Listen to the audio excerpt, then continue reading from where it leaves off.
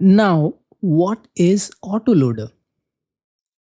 Picture a smart mailbox that automatically detects and sorts every new letter as soon as it arrives.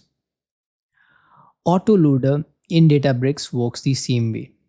It continuously watches cloud storage, ingests new files into Delta tables without manual effort. It scales billions of files, adapts to schema changes, and processes only new or updated data. This makes ingestion pipelines efficient, reliable, and perfect for real time or incremental workloads.